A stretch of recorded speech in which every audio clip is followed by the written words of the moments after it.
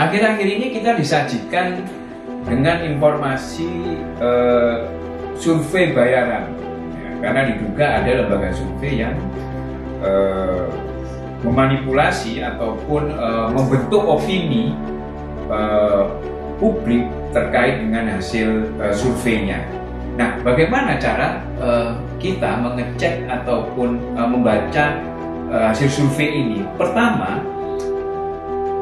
apakah lembaga survei itu masuk di dalam asosiasi lembaga survei, asosiasi profesi lembaga survei? Kenapa? Karena ini penting. Lembaga profesi survei itu bisa mengawal bagaimana seorang anggotanya itu bisa benar-benar melakukan survei dengan metodologi yang benar, artinya tidak menyalahi etik, begitu ya. Itu yang pertama, bisa dicek di website. Kemudian yang kedua adalah mintalah hasil laporan survei yang lengkap kepada lembaga survei tersebut agar kita bisa melihat bagaimana metode penarikan responden, bagaimana metode samplingnya. Ini penting karena apa? Di dalam rilis lembaga survei yang di media ini tidak ditunjukkan. Maka kita bisa meminta lembaga survei itu untuk mengirim atau menunjukkan bagaimana metodologi surveinya itu dilakukan.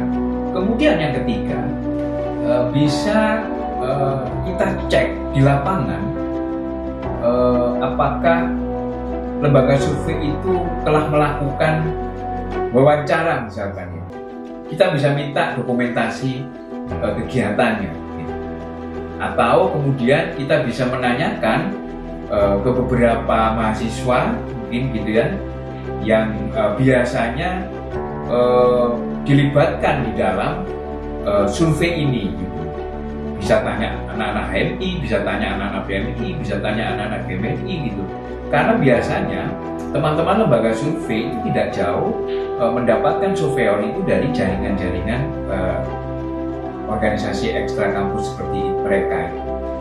Nah, itulah yang bisa kita lakukan di dalam membaca hasil survei sebuah lembaga survei ketika merilis hasil temuannya.